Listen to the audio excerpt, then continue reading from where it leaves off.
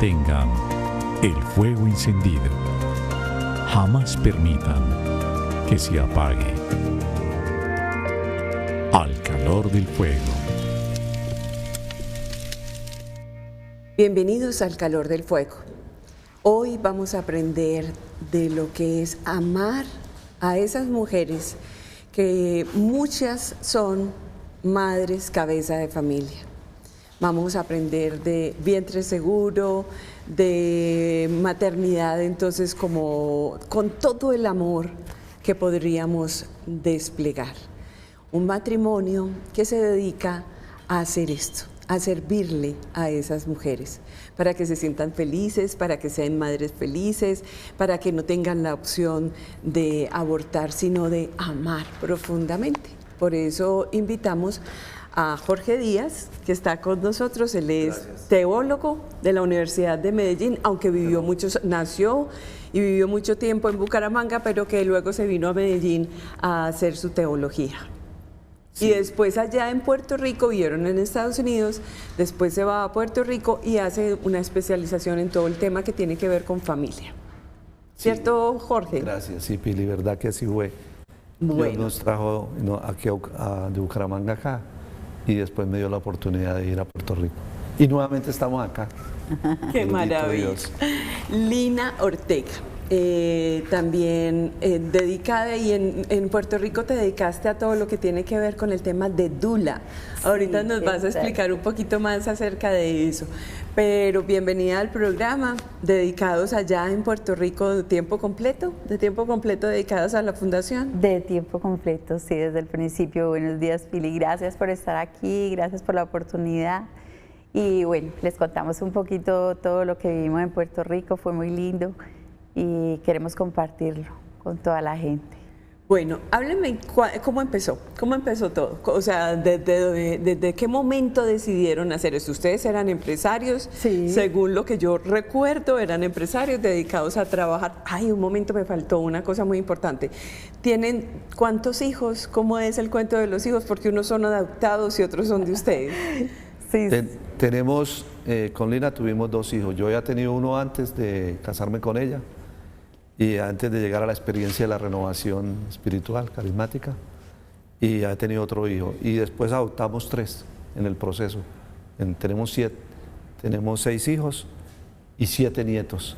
¡Qué maravilla! Sí. Bueno, y entonces, ¿cuándo fue que decidieron dejar de ser empresarios y dedicarse a una fundación de este tipo? Pili, nosotros trabajamos, pues tú conoces la experiencia, el Señor nos trajo acá, casi 8 años trabajamos en la renovación, pues yo personalmente, y ya cuando nos decidimos casarnos, yo terminé la teología, como tú lo sabes, bolivariana, pero viendo la posibilidad de trabajo, estaba de profesor. Me consiguieron unas clases de un profesor de catequesis y trabajaba en la curia, trabajé un tiempo en la curia. Pero las necesidades fueron creciendo a medida que vinieron los hijos y se me dio la oportunidad de trabajar en la industria textil, y ahí fui muchos años vendedor. Y bueno, el Señor me dio la oportunidad de conocer muchas empresas en Colombia, servirlas a ellas, y después me dieron la oportunidad de ir a Estados Unidos, y entonces aprovechamos y nos fuimos con Lina y los niños, y allí en Estados Unidos trabajé y nos iba muy bien, gracias a Dios, y llegó un momento en que todo se acabó y es una experiencia que nos llevó a replantearnos la vida nuevamente. Y fuimos a Puerto Rico porque yo visitaba Puerto Rico y hacíamos ferias en Nueva York, en Las Vegas, y ahí trabajábamos en Puerto Rico. Entonces fui a visitar a Puerto Rico y sentí, cuando fui a visitar a Puerto Rico, que Dios me llamaba a estar en Puerto Rico. Y ahí empecé nuevamente otra etapa de mi vida. O sea, volví a la primera etapa, al primer amor. El Señor me dio la oportunidad de volver a tener esa experiencia, y lo mismo a Lina, de volver a sus caminos, porque en esta industria y en esta vida que empezamos a vivir, no pasábamos de ir sino a misa los domingos, sino más. Se perdió la relación con el Señor, la oración, la lectura de la palabra, la intimidad con Él. Y eso se va secando uno. Claro. Y llega un momento en que ya uno empieza a caminar lejos de la casa del Padre, de voluntad. Así es. Y entonces Dios fue misericordioso con nosotros, porque los proyectos iban creciendo mucho. En Estados Unidos estábamos manejando un mercado impresionante, grande, pero de un momento a otro, ¡pum!, eso se fracasó. Y yo digo que fue la oportunidad de volver otra vez como a decir, bueno, quedamos en un estado, como dicen en Estados Unidos, mute, que en silencio, y ¿para dónde vamos ahora? Entonces volví a Puerto Rico y le invité a Lina que nos fuéramos a Puerto Rico a tomar un año sabático. Y estando tomando ese año sabático, el Señor nos puso en una iglesia allí de un sacerdote colombiano, y ahí empezamos otra vez a recibir la experiencia del Señor. Y volvimos otra vez a renacer ese primer amor. Y estando ahí, se presentó que Lina trabajaba en la iglesia, empezó a trabajar con las madres que eran solas, cabezas de familia, como llaman acá. Allá les dicen madres criando solas. Y cada vez venían más al ministerio de ella que ella tenía en la iglesia. Y llegó un momento en que yo le dije, Lina, mira, tenemos que hacer una investigación. ¿Cuántas madres hay cabezas de familia? Porque veo muchas.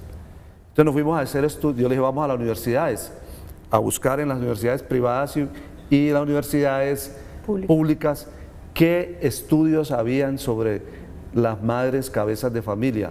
Entonces lo buscamos a nivel de psicología, sociología y trabajo social, y no encontramos nada. O sea, no tenían estadísticas entonces en ese momento. Ni siquiera estadísticas ni de cantidad, y mucho menos entonces de necesidades, todo lo que implicaba la población para poder trabajar con ella, porque para uno poder coger una población y saber qué le va a dar, pues necesita saber qué necesidades tiene, todas sus carencias y a dónde es que tenemos que apuntar. Nada de eso había, absolutamente nada. ¿Sus hijos ya estaban muy grandes entonces que ustedes Sí. dedicaron un año sabático a ustedes? Exacto, los hijos inclusive se quedaron en Estados Unidos y fuimos nosotros solos quienes nos fuimos para Puerto Rico. Y entonces, como no encontramos nada, alguien nos dijo, vayan al departamento de la familia, es como decir bienestar familiar acá, en Colombia. Y fuimos allá y nos dijeron, no, nosotros no sabemos. Aquí vienen muchas y las ayudamos, pero no sabemos estadística ni nada. Pero vaya al censo, nos mandaron para el censo. Y el censo dijeron, no, nosotros nunca hemos preguntado eso. El último censo fue en el 2000, estábamos en el 2005. Dijo, pues, la única oportunidad que tenemos es, censamos en el 2000 y habían 1 millón de familias. Les damos la data, usted la buscan, y ahí cuando uno llega a un censo, a una casa, pregunta quién vive acá, entonces le dicen un papá, una mamá, 2, 3 hijos, o un papá solo con hijos, o una mamá sola con hijos, o una persona sola. Dijo, y entonces nos dedicamos a buscar y sacamos la data. Cuando sacamos las conclusiones de ese censo, el 40% de las familias de Puerto Rico eran monoparentales, lo que se llama monoparentales, o sea, madres y padres criando solos, porque encontramos que había padres. O sea, nosotros pensamos inicialmente que iba a ser una población primero pequeñita y después que solamente eran mujeres, y resulta que no. Habían no solamente mujeres, sino también hombres, en menos cantidad realmente, pero hombres que estaban al frente de sus hijitos solos. Y fue algo fuerte, Pili, porque dijimos, Dios mío, 40% de esta familia, de la sociedad. Y le quiero contar que en Colombia esas cifras no son inferiores. Menores. O sea, en el 2000 eran en Puerto Rico el 40%. Entonces, a raíz de eso, hicimos una rueda de prensa en una universidad privada y eso fue un boom, una bomba en Puerto Rico, porque eso cambia todo. Porque cambia hasta el comercio, el enfoque de la publicidad, los programas de gobierno, los programas, la pastoral de las iglesias, porque hay una población allí que estaba dormida, silente, como decimos, y era importante, desconocida. Eso nos de ahí nació el ministerio, porque empezamos a trabajar y dijimos, tenemos que buscar ahora las necesidades que tienen estas familias. Entonces hicimos una encuesta a nivel nacional, asesorados por una empresa especializada en estudios técnicos sobre encuestas, y sacamos las conclusiones. Ahí preguntamos las necesidades que habló Lina ahorita, que tenían estas familias. Y de ahí, a raíz de eso salieron, después de las encuestas, y se logró hacer unos talleres y unos seminarios con unos equipos de profesionales que empezaron a unirse con nosotros en esa búsqueda. Pero le cuento, en el 2010 ya pasó del 40 al 53%. No puede ser, yo creí que mejoraba. No, Nada. y en el 2015 va en el 66%. Le quiero decir algo, en Colombia, que fue algo que nos Eso lo encontramos ahora. Sí, Porque, lo encontramos ahora. O sea, mirando qué hay aquí en Colombia, porque nosotros estamos muy recién llegados. Bueno, cómo se comporta realmente la sociedad aquí, qué es lo que hay aquí. Y nos encontramos, ahí está el mapa mundial de la familia. de la familia. Es un instituto a nivel mundial de las tendencias de las sociales a nivel mundial de la familia, con 8 universidades principales en todos los continentes, hicieron unos estudios, sacaron unas conclusiones sobre esas situaciones generales de la familia y de los hijos, de los niños. Pues en Colombia, según los estudios del 2015 que sacaron, el 84% de los nacimientos de madres son solteras. Es el primero a nivel mundial, la más alta cifra a nivel mundial. Entonces ustedes se van a quedar trabajando aquí. Ay, donde el Señor nos mucho, tenga. ustedes me están diciendo que tienen mucho trabajo. Entonces se van a quedar aquí. Ay, sí. O le van a enseñar a las personas a trabajar lo que ustedes tienen. Sí, Pili, nosotros, esa cifra, vea, le digo, yo todavía la pienso y me pongo rosudo porque digo, Señor, Dios mío, usted nos puso en Puerto Rico cuando empezamos a hacer este trabajo hace 12 años. Trabajamos mucho tiempo con las madres, talleres, trabajos, haciendo seminarios, haciendo conferencias, y nos adiestró el Señor y nos preparó en ese tiempo. Para venir a un trabajo más difícil todavía. Y venir ahora a Un Colombia, trabajo que fuerte. tiene, yo digo, Señor, ¿qué quieres en este momento con nosotros en nuestra vida? Aquí estamos ante una realidad. Pili, lo más que nos preocupa a nosotros realmente es, bueno, la sociedad está cambiando, ok. Si uno ve que la sociedad está cambiando y realmente, pues para bien, se ve para bien o se ven ventajas sobre el proceso, pues de todas maneras los cambios no son fáciles, pero la gente se va adaptando.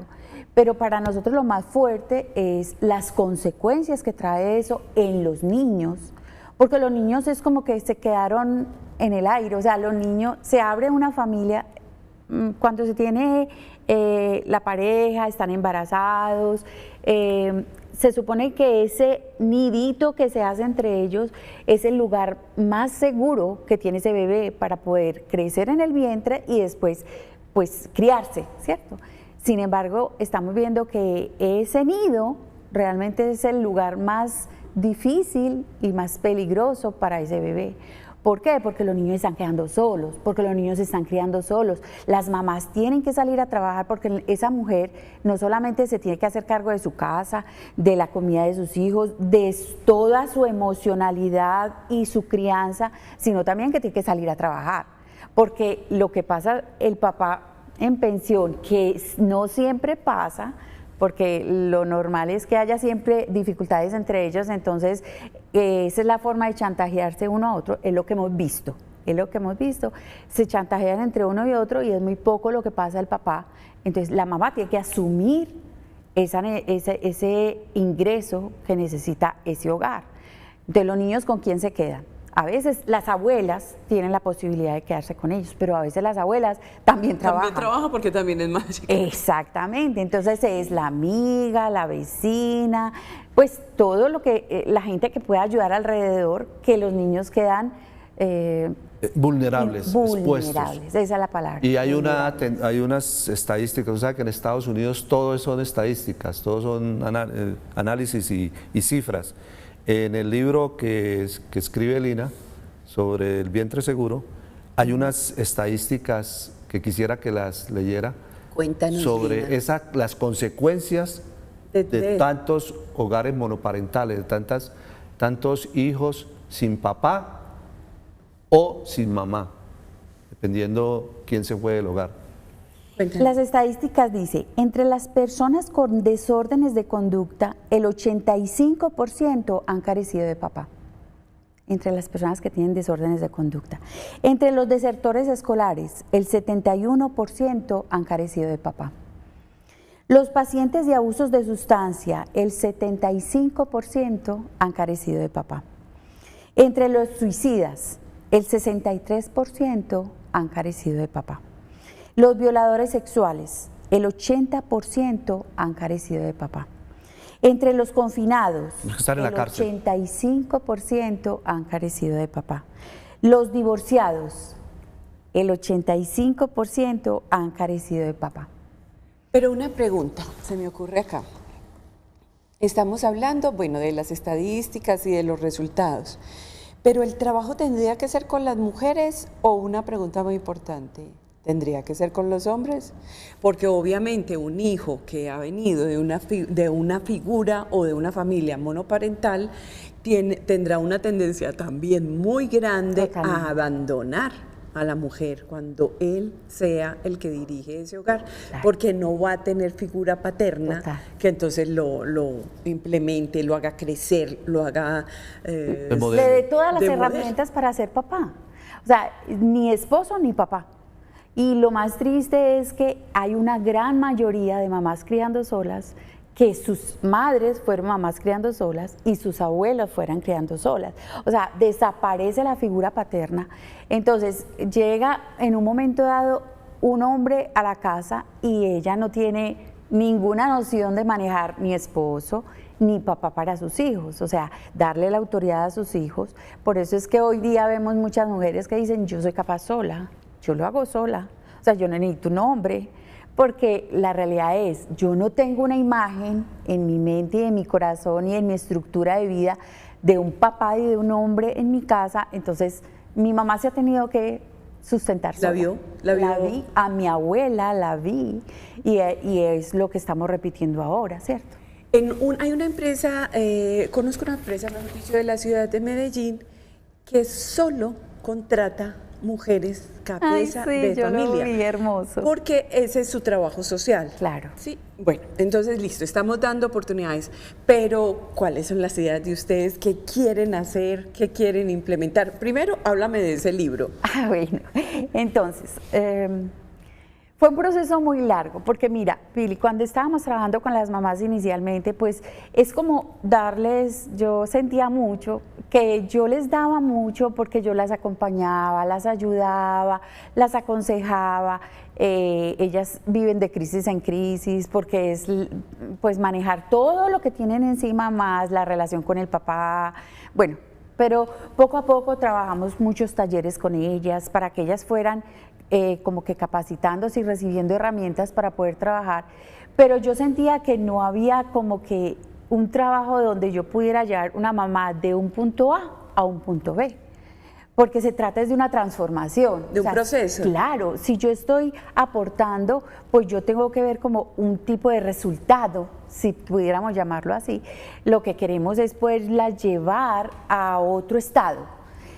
En mucha oración, pidiéndole al Señor, el Señor me prometió que nos iba a dar la posibilidad de poder restaurar primero esas mujeres y esos hombres, porque trabajamos con los dos, pero después como que hubiera nuevamente la oportunidad de ellos tener un buen hogar. Y eso lo vivimos, realmente. Nosotros ya casamos, mamás criando solitas, con el hombre trabajando con él, los dos, donde cada uno fue haciéndose consciente, porque nosotros encontramos que todo comienza desde el vientre. O sea, todo comienza desde que ellos estaban en el vientre de sus madres. Y es una cantidad de cosas que hay que ir sanando, hay que ir reeducando y reorganizando en sus vidas para hacer una estructura nueva que pueda realmente tener las herramientas para poder trabajar como hogar. Porque es que nosotros trabajamos independientemente solos muy fácil, pero cuando estamos en la exigencia, nosotros somos lima el uno del otro. O sea, mi esposo me lima a mí y yo lo limo a él. Pero tenemos que tener la capacidad para poder entender eso y poder trabajar con mis cosas personales y él con sus cosas personales para que podamos ser eso, lo que el Señor quiere, que nos hagamos uno. Y es como todo ese proceso, trabajar desde que ellos estaban pequeños, todas sus heridas, sus carencias, la misma falta del papá es carencia, porque ese papá hace mucha falta en el hogar. Es una de las cosas que hablo yo en el libro, cómo es de importante el papá y la figura paterna para el niño y para el hogar como tal. Esa relación de pareja, porque es que si el papá no... Este es el libro que nos lo estamos Sí. mostrando en la foto. Exacto. Perdóname que te interrumpa para que Tranquila. sigas. Dice, Vientre Seguro es el título del libro. Sí, Guía de Vientre preparación para el parto. Que dice, nacimientos que transforman. Exacto. Porque lo que necesitamos es que la mamá y el papá no solamente se preparen para vivir todo ese proceso del embarazo, parto y posparto físicamente, sino que haya toda la emocionalidad comprometida. Entonces ahí va a haber la importancia de una relación buena de pareja, porque es el hombre el que le va a enseñar al bebé cómo trata a la esposa o a la mamá.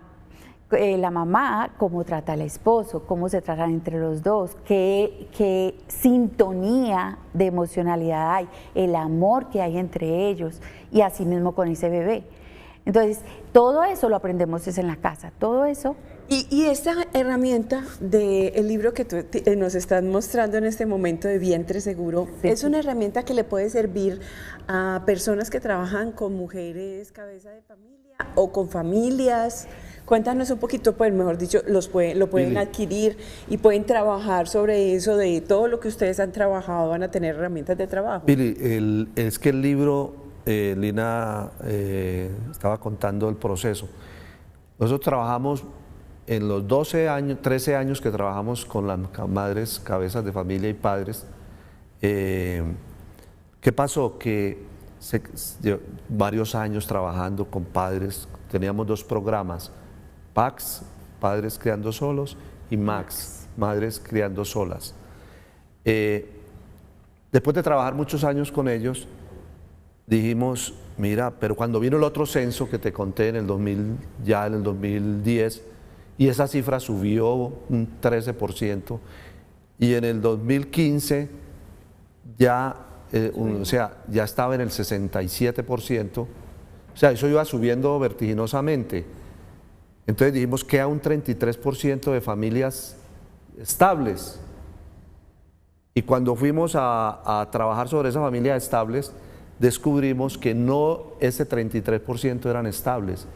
Descubrimos que a los talleres de nosotros que hacíamos talleres con los municipios, con las alcaldías, con las empresas privadas, hasta Walmart nos hicimos cosas, con los hoteles Marriott, porque en un hotel grande en Puerto Rico, que hay 3.000 empleados, 1.000 y pico eran mujeres. En Walmart, que era el empleador más grande de Puerto Rico, privado, habían casi 18.000 empleados y casi 13.000 eran mujeres. Y dentro de esas 13.000 mujeres habían 7.000, 8.000 cabezas de familia.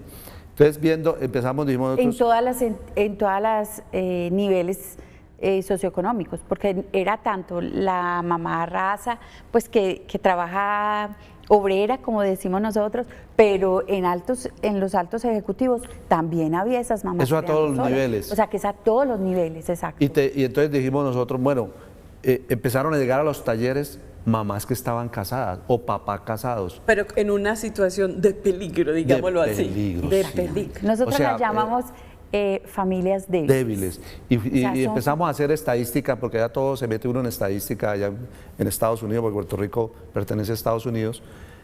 y descubrimos que no era el 33% estable, que había un 20% estable y un 13% que vivían juntos, compartían un mismo techo, algunos no compartían la misma cama, estaban en otra habitación, las relaciones entre ellos no eran buenas.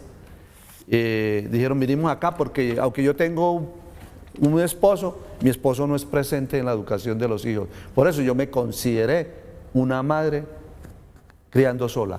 Por eso quiero venir a los talleres. Y nos llegaron ejecutivas de empresas, hasta gerentes de bancos, empezaron a venir a los talleres. Entonces fue cuando dijimos, Dios mío, no es un 33% de familias saludables, estables, hay un 13% que se pueden convertir en familias monoparentales a la vuelta de la esquina, como decimos. Entonces empezamos a fortalecer a crear talleres y a trabajar con ellas. Y estando en de reencuentro, de que volvieran otra vez a darse una nueva oportunidad, de que pensaran en los niños, pero no solamente por los niños, porque es que uno no puede estar en un hogar solamente por los niños. Se pone en evidencia realmente lo mal que vivimos.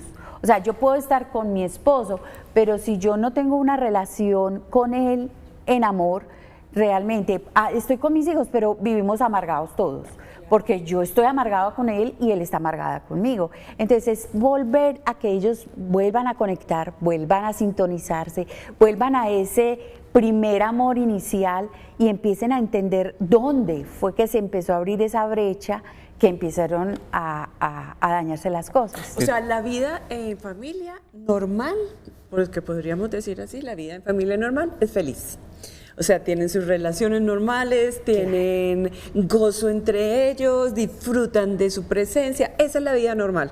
La normal son las películas de telenovela, ¿sí o no? Exactamente. Que nosotros creemos que la vida normal son las peleas, son los insultos. Eso no es lo normal. Eso no es lo normal. Nosotros tenemos que llegar a la normal, ¿sí? Y eso es lo que usted está pretendiendo. Una pregunta, no sé si también están enterados, las mujeres en Colombia, porque son muchas las personas que yo veo a mi alrededor, están llegando a los 35, a los 40 y no se han casado. Tienen un novio bombril, el cual no quiere asumir responsabilidad. Es como si fuera el común de las personas. Es increíble, o sea, claro, ¿y se van a casar cuándo? Exacto. O sea, ¿cuándo van a tener sus hijos? Están llegando a los 40, ¿cuándo van a llegar van a hacer su familia? ¿Pero por qué? Porque no quieren asumir responsabilidad. Y le digo algo, Pili, según el mapa mundial de la familia, pues, que es lo que han hecho estos estudios a nivel de todos los continentes, en Colombia, según el informe del 2015, el 20% de la familia, solo el 20% de las familias colombianas tienen un vínculo formal. Sea jurídico o sea religioso, el 20%. Quito. O sea, es nada. Y porque de todas maneras muchas parejas dicen, vamos a vivir juntas, pero no nos vamos a casar, ni judicialmente, pues diría yo, o religiosamente. O sea, ni no, matrimonio civil ni matrimonio Exacto. católico.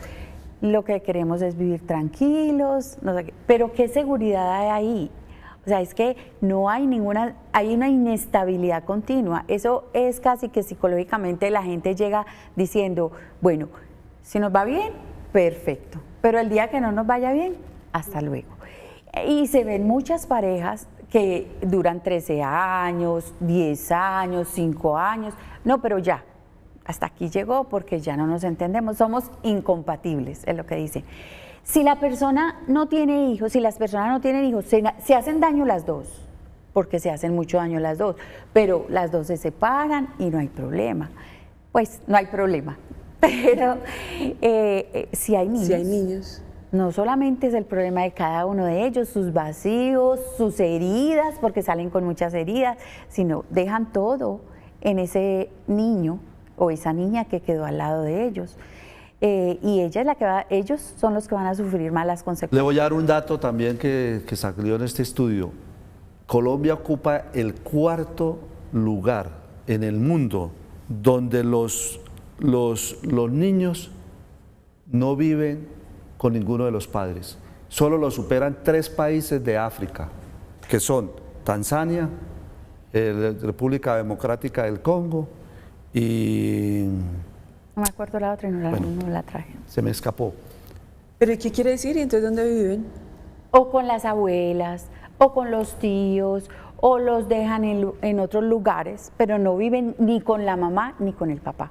O sea, no tienen ninguno de los padres presentes. Vea, les tengo algo muy bello a propósito. ¿Sabes que está en la Virgen de la Dulce Espera? ¿Sí la ves que está embarazada? Con la barriguita la veo, sí. Tan bella. Qué bello. Televida está promocionando, lo está pues facilitando a las personas y lo pueden pedir en el 322-9050, opción 1 y 5. Para que a mí me parece hermosa, hermosa. Y ahorita hablamos de la dulce espera, del vientre seguro. Es como si estuviéramos hablando de esta vida hermosa. Muy bien. Vámonos a orar con el Papa. El Papa tiene una oración muy bella que a nivel mundial que se llama Click to Pray. Es como hacer un momentico de oración con él para que sigamos con este tema. ¿Les parece? Claro que sí, qué rico.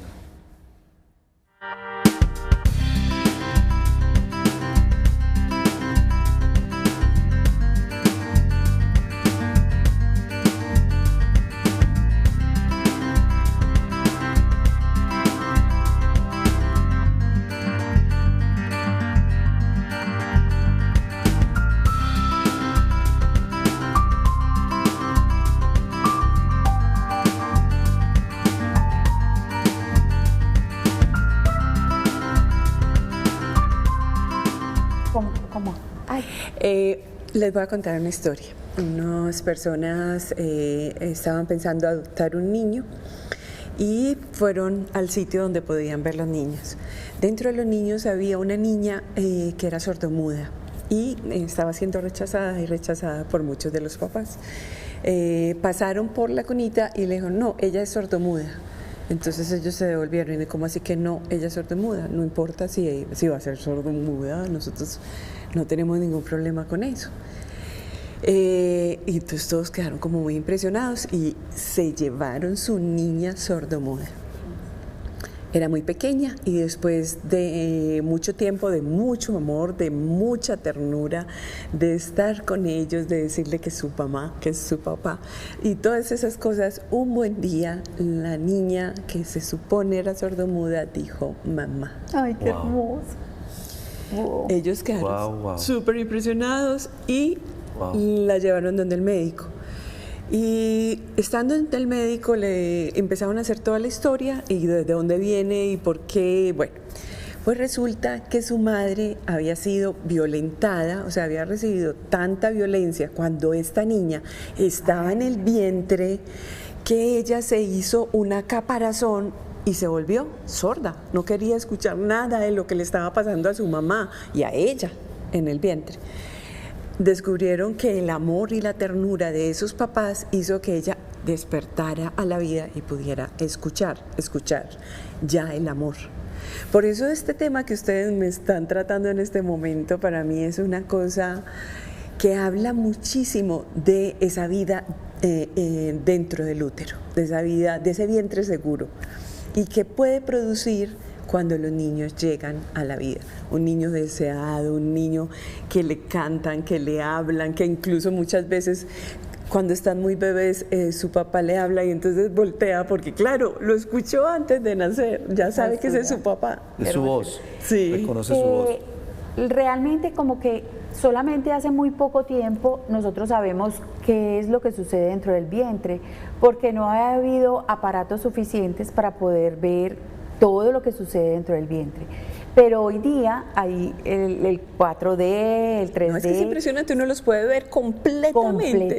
Y ver, ya han ido estudiando todo lo que sucede dentro de ese vientre desde que el bebé o la bebé es fecundado y todo ese comportamiento, porque no lo vemos solamente físicamente, el bebé realmente cuando los bebés nacían anteriormente, la gente pensaba, no, él no oye, él no ve, él no siente, porque pues no tenían relación realmente con uno. Es después de un tiempo que empieza la relación con papá y mamá a medida que papá y mamá están involucrados con el bebé. Pero eso no quiere decir que bebé no esté grabando todo lo que está viviendo. Entonces todo lo que mamá vive dentro, cuando él está dentro del vientre, bebé lo siente, bebé se relaciona emocionalmente con mamá y con papá, inclusive oye a papá y sabe que papá, su voz, escucha su voz, sabe la forma de relacionarse. O sea, es impresionante todo lo que hoy día se ha descubierto de cómo el bebé realmente se relaciona con los papás desde el vientre. Siente en tacto, el gusto, él sabe de sabores, escucha.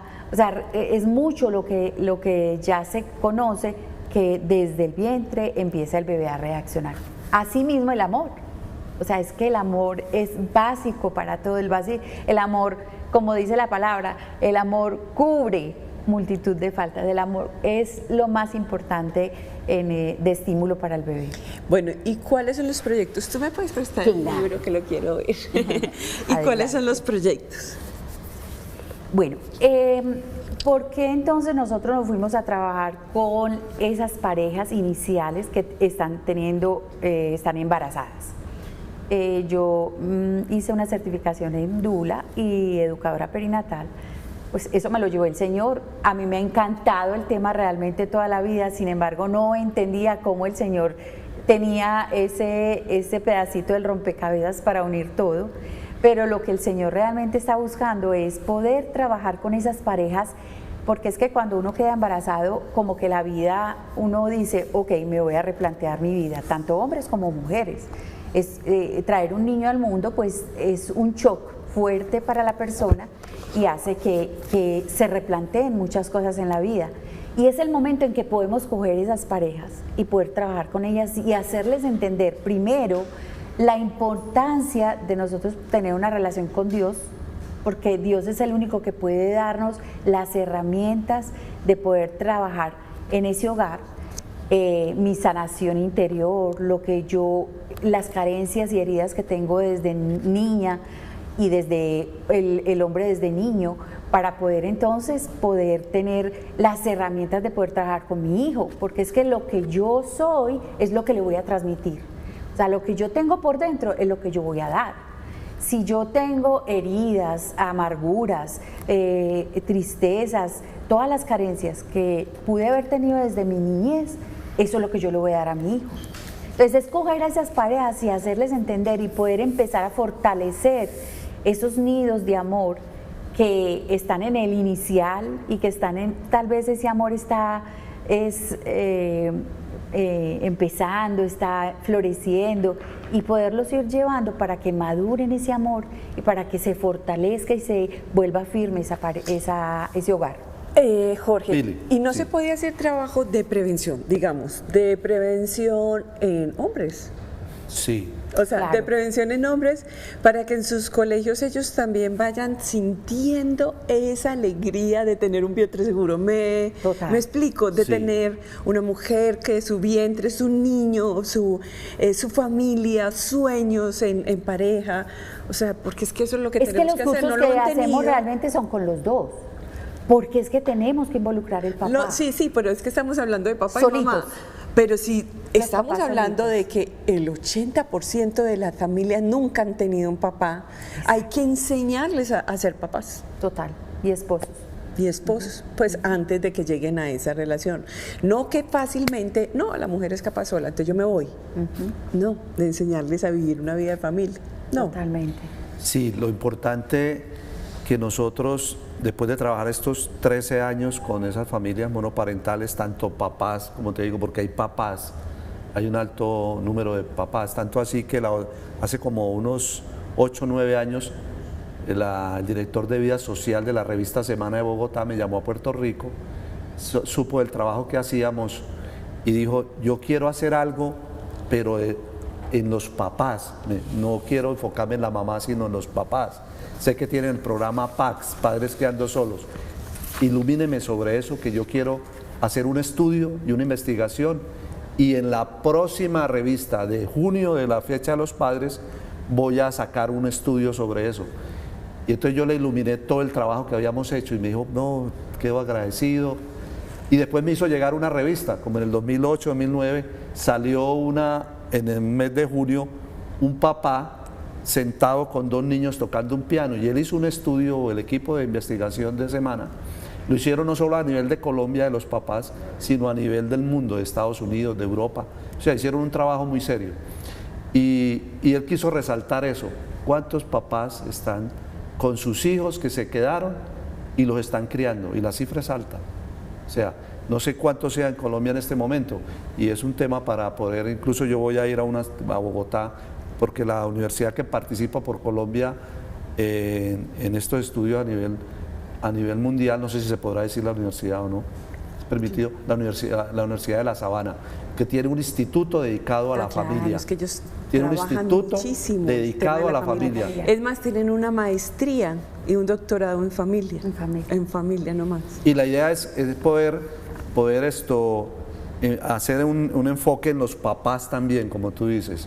O sea, que podamos diseñar herramientas y cómo empezar con estas nuevas familias, con estos nuevos jóvenes, como usted dice, en los colegios. De hecho, nosotros en Puerto Rico nos llevaban a colegios. Sí. Estuvimos en colegios donde eran mixtos, o eran mujeres solas, o eran niños solos, y les estábamos hablando todo esto, que esas inquietudes y esas prevenciones y invitándolos a mirar hacia el futuro y de ahí ver su mujer, su esposa y su hogar. Porque es que el problema que tenemos hoy día es que la gente está viviendo el hoy. O sea, no hay una perspectiva de vida para un mañana. Y el mañana es mi generación, porque es lo que yo voy dejando en mis hijos, en mis nietos, mi herencia, exactamente. La gente no tiene conciencia de eso. O sea, estamos en ese día a día, luchando como ese día a día, pero se ha perdido la perspectiva realmente de esa generación y de esa herencia próxima, que es en la que nosotros tenemos que invertir. Porque es que nosotros hoy ya somos viejos, éramos los jóvenes de antes, pero ya somos viejos, y ahora viene la generación de relevo, como decimos, y vendrá otra generación de relevo que va a relevar esta. O sea que ahí es donde nosotros tenemos que dejar semilla, pero no estamos haciendo conciencia ni lo que nosotros interiormente tenemos para dejar después a esta nueva generación, ni lo que vamos a dejar. Porque es que se nos está yendo el tiempo y los niños hoy en día, yo diría que alrededor del 85 a 90% están llegando como un ups, o sea, no estaba pensado, no estaba en mis planes y llegó. Muchas gracias por acompañarnos en el día de hoy y por darnos esa luz de esperanza alrededor de la familia. Muchas gracias a ti, Pili. Un gusto, Pili. Muchas gracias por darnos la oportunidad de haber estado aquí en el programa. Muchas gracias. Y bendiciones y gracias a Televí también.